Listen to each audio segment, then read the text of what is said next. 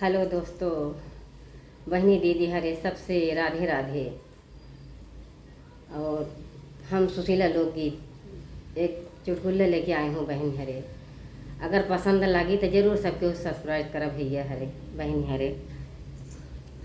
हे कहावा बोलई काली कोयलिया, कहावा बोलई मोर हो कहावा बोले राजा लवंडा, जियरा धड़कई मोर हो कहावा बोलई काली कोयलिया, कहावा बोलई मोर हो कहावा बोले राजा लवंडा, जियरा धड़कई मोर हो।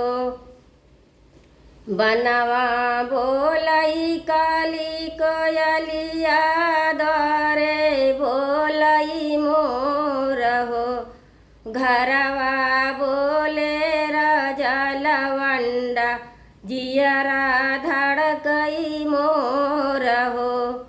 बनवा बोलई काली कोयलिया, द्वारे बोलई मोर हो घरवा बोले राजा लवंडा, जियरा धड़कई मोर हो। कहवा हासई काली कोयलिया, कहवा हासई मोर हो कहवा हासै राजा लवंडा, जियरा धड़कई मोर हो। बनवा भासई काली कोयलिया, रोड पे हासई मोर हो छत पे हासई राजा लवंडा, जियरा धड़कई मोर हो।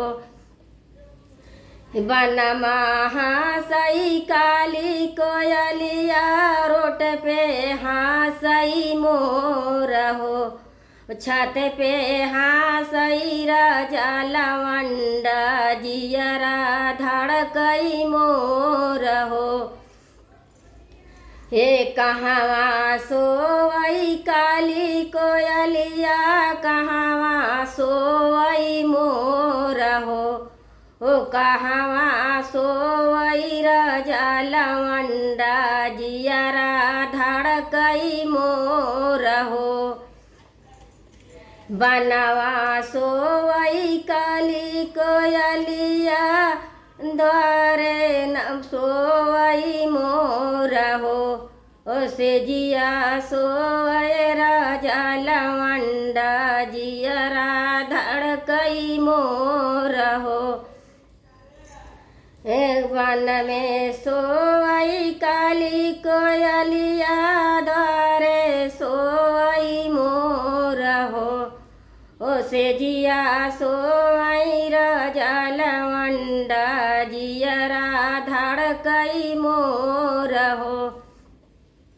हे कहवा बोलई काली कोयलिया, कहवा बोलई मोर हो कहवा बोलई राजा लवंडा, जियरा धड़कई मोर हो।